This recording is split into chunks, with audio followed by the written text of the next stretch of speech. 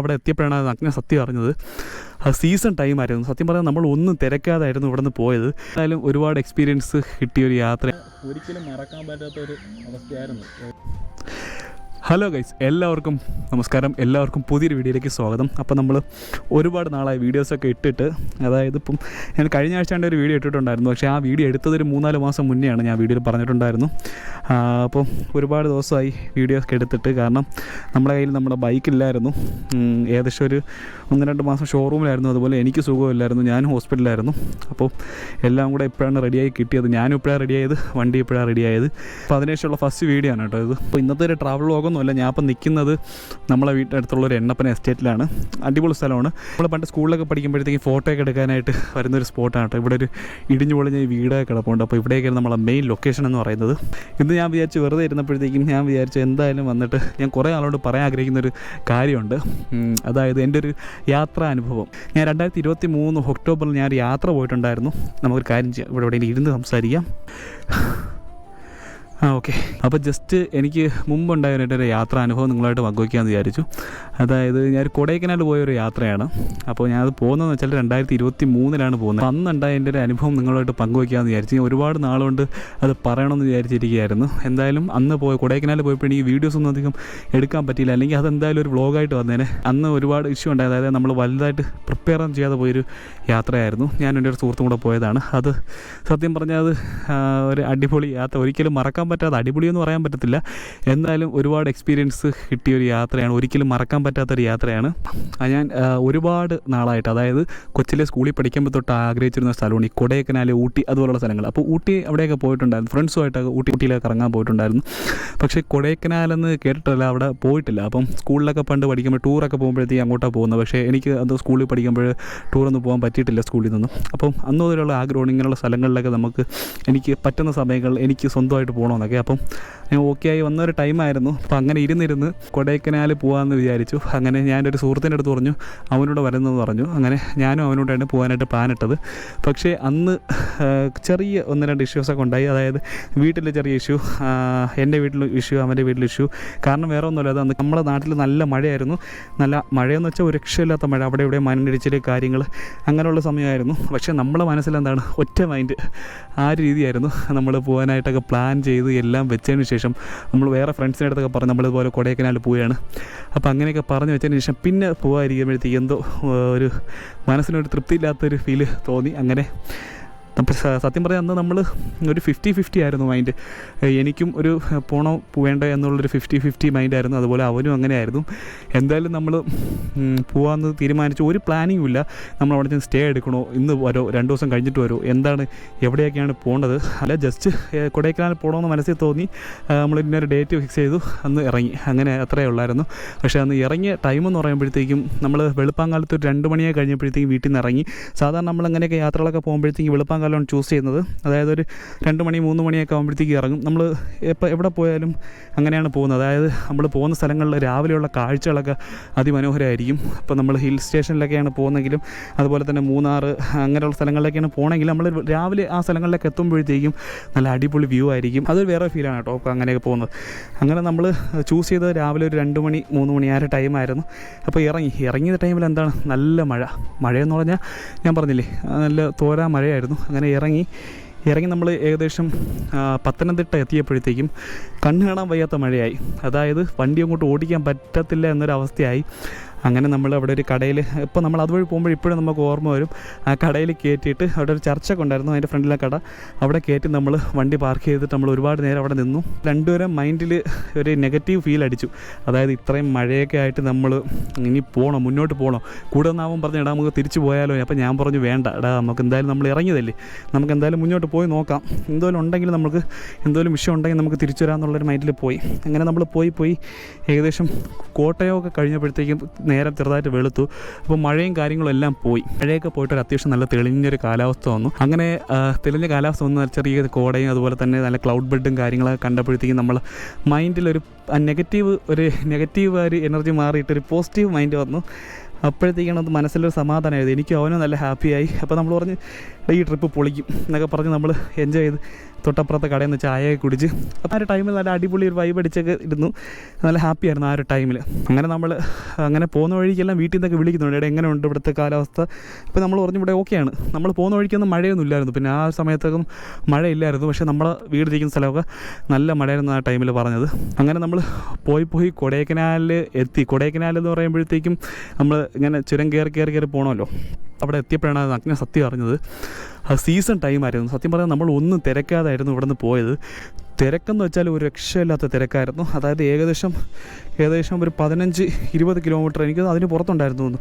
നല്ല തിരക്കായിരുന്നു. അതായത് വണ്ടി അനങ്ങിയേ പോകത്തുള്ളായിരുന്നു. അന്ന് നമ്മൾ പോയത് എൻ്റെ ഈ ഹിമാലയനിലായിരുന്നു. അന്ന് വണ്ടിയുടെ രജിസ്ട്രേഷൻ സ്റ്റിക്കർ പോലും മാറ്റിയിട്ടില്ലായിരുന്നു. അതായത് ടെമ്പററി രജിസ്ട്രേഷൻ സ്റ്റിക്കർ ഒട്ടിച്ചുകൊണ്ടാണ് അന്ന് നമ്മൾ പോയത്. അതായത് പുതിയ വണ്ടിയായിരുന്നു.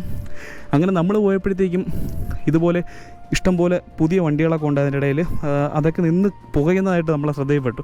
അതായത് ക്ലച്ച് കരിഞ്ഞിട്ട് വണ്ടി ഇരുന്ന് പുകയാണ്.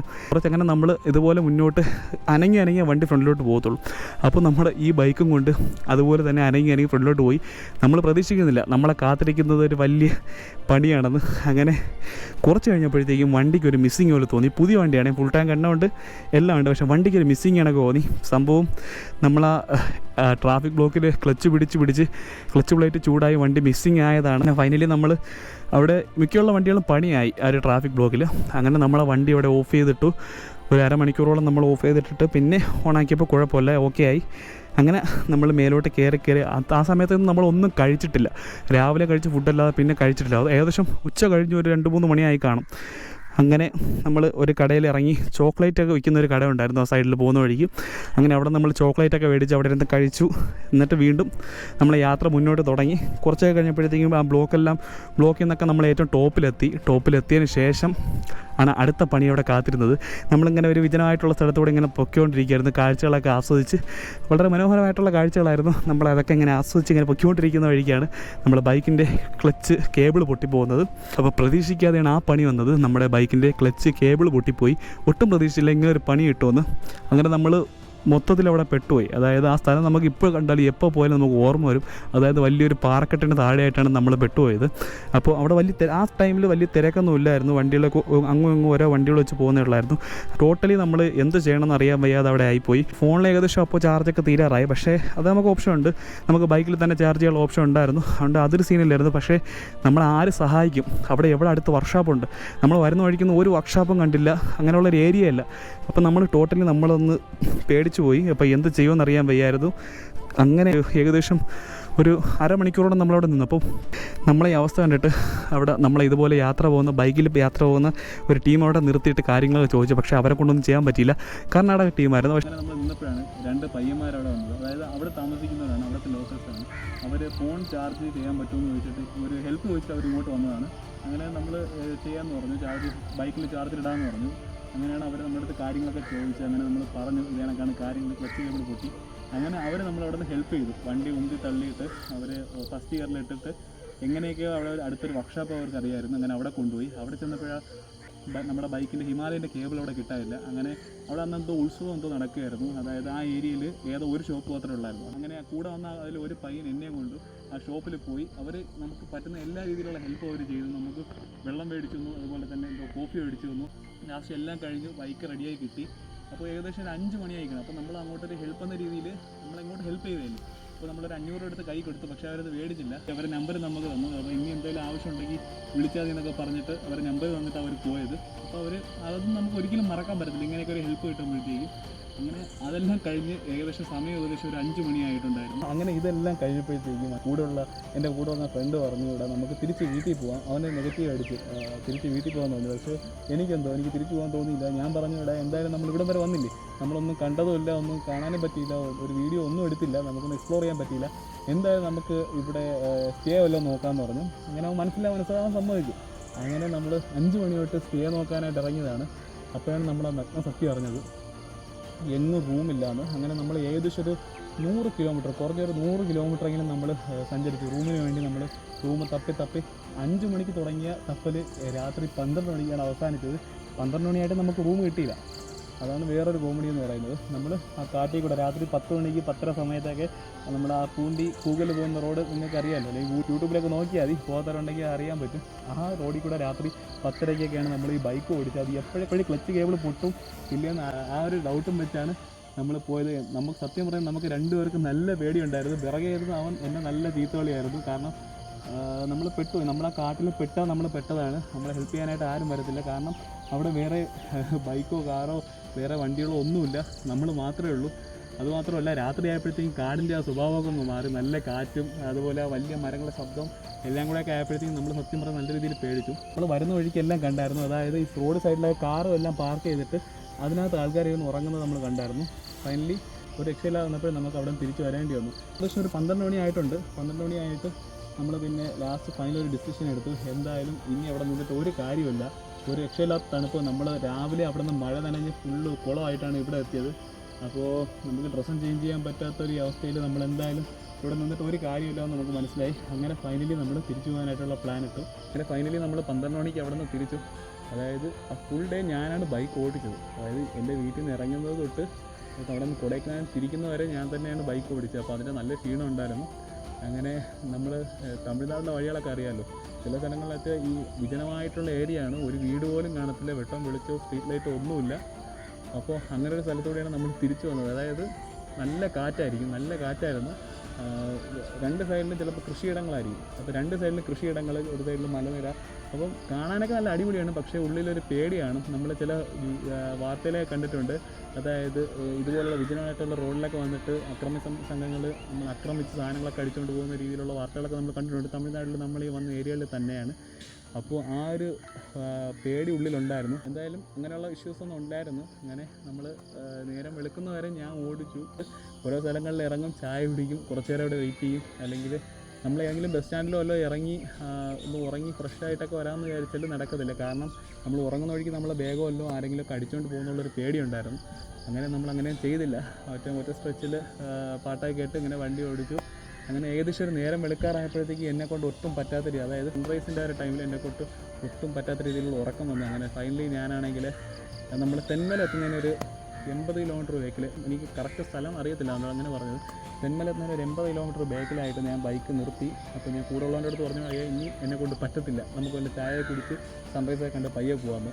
അപ്പോൾ എൻ്റെ ഫ്രണ്ട് പറഞ്ഞു അവ ഓടിക്കാം, ഞാൻ ബേക്കിരുന്നു എന്ന് പറഞ്ഞു. പോയാൽ നമുക്ക് 8 മണിയാകുമ്പോൾ വീട്ടിൽ എത്തിയാന്നൊക്കെ പറഞ്ഞു. അങ്ങനെ ആ ഒരു ഇതിൽ അവൻ ബൈക്ക് എടുത്തു, ഞാൻ ബേക്കിലിരുന്നു. അപ്പോൾ എല്ലാം പറഞ്ഞിട്ട് അവൻ ബൈക്ക് ഓടിക്കാമെന്ന് പറഞ്ഞു. അങ്ങനെ ഓക്കെ, ഞാൻ ബേക്കിരുന്ന് ഉറങ്ങുമെന്ന് ഞാൻ മുൻകൂട്ടി പറഞ്ഞിട്ടുണ്ടായിരുന്നു. അങ്ങനെ ഞാൻ ബേക്കിരുന്ന് ചെറിയ രീതിയിൽ മയങ്ങി അവൻ ബൈക്ക് ഓടിക്കാൻ പോയത്. ഏകദേശം ഒരു 10 കിലോമീറ്റർ പോയി കാണും. പെട്ടെന്ന് ഞാൻ കണ്ണു തുറന്നു. എന്തോ ഒരു വൈബ്രേഷൻ പോലെ എനിക്ക് തോന്നി. ഞാൻ പെട്ടെന്ന് കണ്ണു തുറന്നപ്പോൾ ഞാൻ കാണുന്നത് ബൈക്ക് നേരെ ഒരു ട്രാൻസ്ഫോമറിനിടയിലോട്ട് ഇടിച്ച് കയറാൻ പോകുന്നതായിട്ടാണ് ഞാൻ കണ്ടത്. ആ സംഭവം ഫ്രണ്ടിരുന്ന് അവൻ ഉറങ്ങിപ്പോയി. വണ്ടി ഓടിച്ചുകൊണ്ട് അവൻ ജസ്റ്റ് ഉറങ്ങിയതല്ല, ജസ്റ്റ് ഒന്ന് മയങ്ങി കണ്ണടച്ചതാണ്.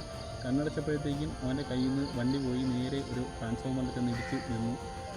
അതായത് നല്ലൊരു ആക്സിഡൻ്റ് ആയിരുന്നു, പക്ഷേ അത് വലിയ കുഴപ്പമില്ലാതെ അവസാനിച്ചു എന്ന് വേണമെങ്കിൽ പറയാം. നമുക്കൊന്നും പറ്റില്ലെന്ന് വെച്ചാൽ ഞാൻ ഈ ട്രാൻസ്ഫോമർ കണ്ട ഒരു പേടിയിൽ ഞാൻ ബൈക്കിൽ നിന്ന് എടുത്ത് ചാടിയപ്പോൾ എൻ്റെ വിരൽ ഒന്ന് മടങ്ങി പൊട്ടലുണ്ടായിരുന്നു. അല്ലാതെ വേറെ ഇഷ്യൂ ഒന്നും ഇല്ലായിരുന്നു. ബൈക്കിനും ചെറിയ പണിയൊക്കെ ഉള്ളായിരുന്നു, ഹെഡ്ലൈറ്റൊക്കെ ഒന്ന് പൊട്ടിപ്പോയായിരുന്നു, അല്ലാതെ വേറെ പണിയൊന്നും ഇല്ലായിരുന്നു. പക്ഷേ ഒരു വലിയൊരു അപകടമാണ് ഈ രീതിയിലോട്ടങ്ങ് മാറിപ്പോയത്. അവിടെ ഇതാണ് ഞാൻ പറയാൻ വന്നത്. സത്യം പറഞ്ഞാൽ ഒരിക്കലും മറക്കാൻ പറ്റാത്തൊരു അവസ്ഥയായിരുന്നു, ഒരിക്കലും മറക്കാൻ പറ്റാത്തൊരു യാത്രയായിരുന്നു ഇത്. അതായത് ഇങ്ങനെയൊക്കെ സംഭവിക്കുമെന്ന് ഒരിക്കലും വിചാരിച്ചില്ല. എന്തായാലും ഈ ഒരു യാത്ര പോയപ്പോൾ എനിക്കൊരു കാര്യം മനസ്സിലായി, നമ്മൾ ഉറങ്ങാതെ ഒരിക്കലും, അതായത് റെസ്റ്റ് എടുക്കാതെ നമ്മൾ ഒരിക്കലും കണ്ടിന്യൂസ് വണ്ടി ഓടിക്കാൻ പാടില്ല. അത് നമ്മൾ എത്രയൊക്കെ ശ്രമിച്ചാലും നമ്മളെ കൊണ്ട് പിടിച്ചു നിർത്താൻ പറ്റത്തില്ല. കാരണം അത് അനുഭവം ഗുരുവാണ്. അതായത് നമ്മളെ കൊണ്ട് ഒട്ടും പറ്റത്തില്ല. നമ്മൾ എത്രയൊക്കെ കണ്ണ് തുറന്നിരുന്ന് വണ്ടി ഓടിക്കാൻ ശ്രമിച്ചാലും നമ്മളെ കണ്ണടയുക തന്നെ ചെയ്യും. അത് നമുക്കൊന്നും പറയാൻ പറ്റത്തില്ല. ഇതായിരുന്നു എൻ്റെ മറക്കാൻ പറ്റാത്ത അനുഭവം. നമ്മുടെ ഗോപ്രോ പണി തന്നു. ഗോപ്രോ എന്തോ കംപ്ലൈൻ്റ് ആയി, ഇനി അത് റെഡിയാക്കാൻ കൊടുക്കണം. അപ്പോൾ ഇപ്പം ഈ ഫോണിലെടുക്കുമ്പോഴത്തേക്കും ബാക്ക്ഗ്രൗണ്ട് സൗണ്ടൊക്കെ നല്ല അടിപൊളിയായിട്ട് കേൾക്കുന്നുണ്ടെന്ന് അറിയാം. അപ്പോൾ എന്തായാലും ഇതൊക്കെയുള്ളൂ ഇന്നത്തെ വീഡിയോ. എന്തായാലും ഇനി അങ്ങോട്ട് കുറച്ച് നാൾ കഴിഞ്ഞിട്ട് നമ്മളെ യാത്രാ വീഡിയോസൊക്കെ കാണത്തുള്ളൂ. കണ്ടിന്യൂസ് ആയിട്ട് ഓരോന്നൊക്കെ എടുക്കുന്ന